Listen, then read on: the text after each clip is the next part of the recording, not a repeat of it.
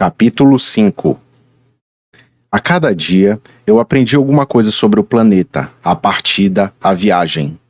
Vinha muito suavemente ao acaso das reflexões. Foi assim que no terceiro dia, conheci o drama dos baobás. Também desta vez foi graças ao carneiro, pois bruscamente o pequeno príncipe me indagou, como tomado por uma grave dúvida. É verdade que os carneiros comem arbustos, não é? É verdade. Ah, fico contente.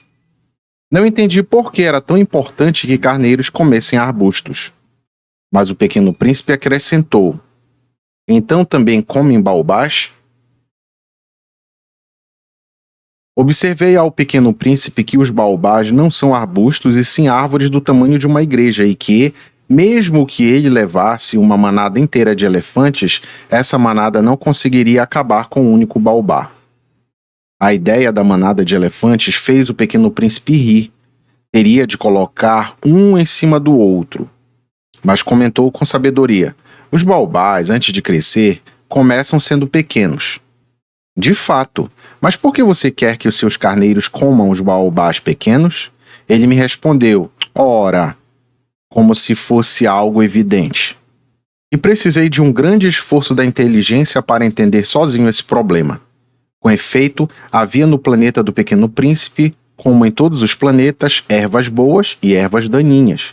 Portanto, sementes boas de ervas boas e sementes daninhas de ervas daninhas.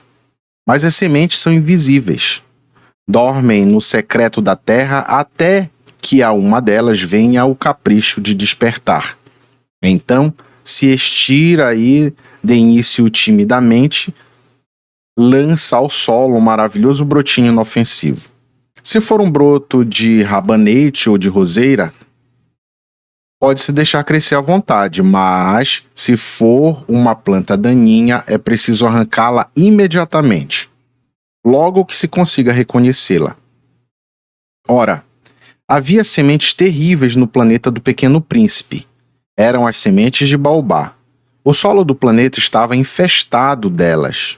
Ora, se percebe o baobá tarde demais, nunca mais se consegue extirpá-lo. Ele toma conta de todo o planeta, perfura-o com suas raízes.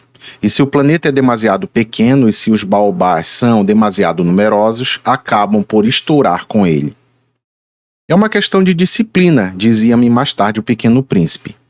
Quando se conclui a higiene da manhã, é preciso fazer cuidadosamente a higiene do planeta. É preciso se impor a obrigação constante de arrancar os baobás logo que se diferenciam das roseiras, com as quais se parecem muito quando são novinhos. É um trabalho muito maçante, mas muito fácil. E um dia ele me recomendou que eu fizesse um belo desenho para gravar bem na cabeça das crianças de meu planeta. Se um dia elas forem viajar, dizia-me ele, poderá ser útil. Às vezes, não há inconveniente em adiar o trabalho, mas, quando se trata de baobás, é sempre uma calamidade. Conheci um planeta habitado por um preguiçoso.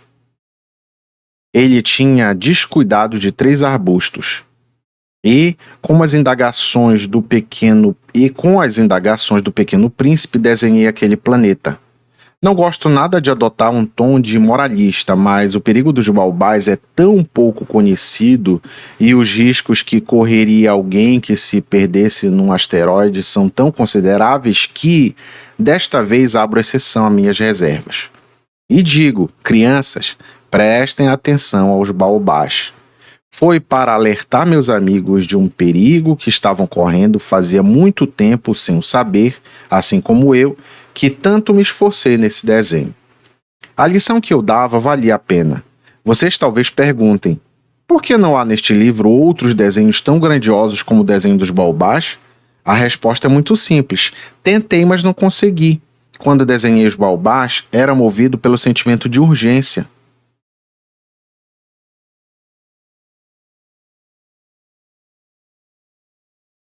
Capítulo 6.